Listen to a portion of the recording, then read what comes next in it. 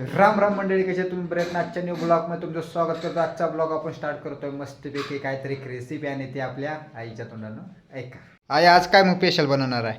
आज बनवायचं वाटाणा भाजून चिचून मग आमटी करायची, लसूण खोबरं कोथिंबीर घालून मस्तपैकी भारी लागते का? एकदम झक. मग रेसिपी दाखवणार का? लावणार ना. हा चालतंय, चला मग. आता काय करायचं? भाजायचं. हिरवं वाटाणं सोलून वाटाणं द्यायचं ना. आता हे भाजायचं.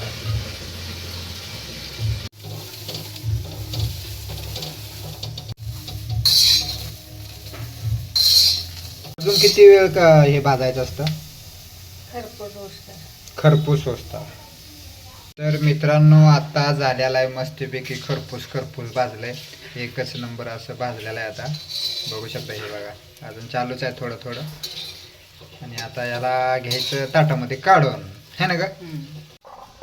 तर आता ताटामध्ये काढून घ्यायला चालू केलेलं आहे आपण मस्तपैकी. वाव.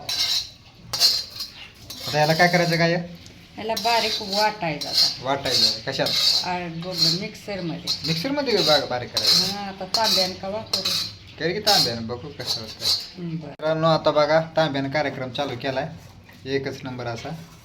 तर हे सगळं करायचं बारीक एकदम. ओके.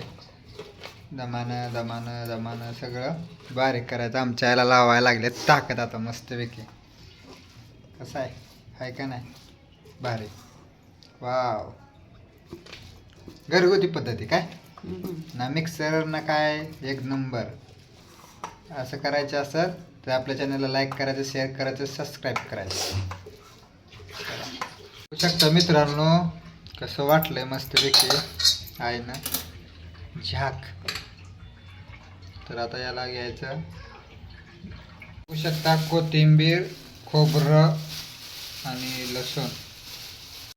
कोथिंबीर चालल्या चिरून टाकायची मस्तपैकी. गॅस चालू, कढई ओपन. तर आता कढई ठेवली मित्रांनो आपण. तेल चालू झालं टाकायचं. आपल्या पद्धतीनं आपल्यानुसार आपण तेल टाकणं जरुरी आहे. राय टाकायची. राय हा. मस्त. परत जिरं टाकायचं. अरे वा, जिरं उड्या मारायला. उड्या मारायला. अरे वा. आता हे कढीपत्ता टाकायचा नाचायला. नाचायला. आणि हे हळद टाकायची कलर यायला. कलर यायला. हा. म्हणजे ब्युटी पार्लर करायला गेले ते काय ते.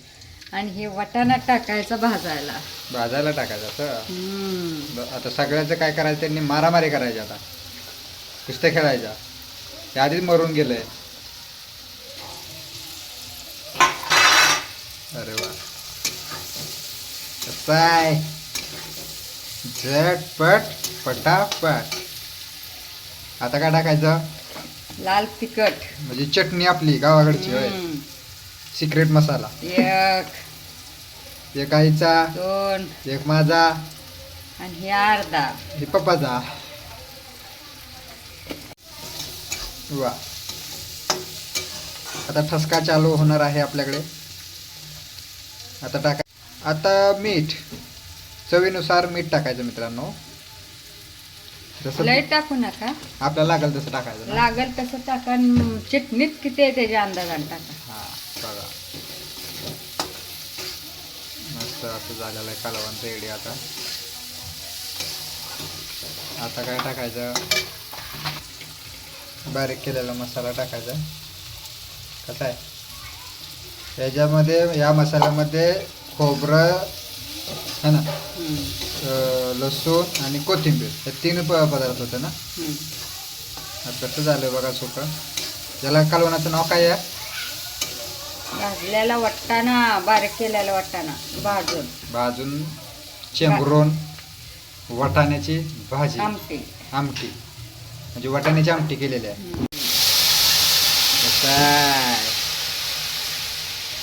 गरम पाणी वतलेलं आहे थोडंसं. आणि आता याला आटवायचं आणि परत थोडंसं उकळून द्यायचं आहे ना. तर मग झाली आमची वाटाण्याची आमटी. कारण ही आमटी म्हटलं तर पातळच असते है ना, घट आमटी नसते. याच्यात डबं पण आहेत आमचं 2.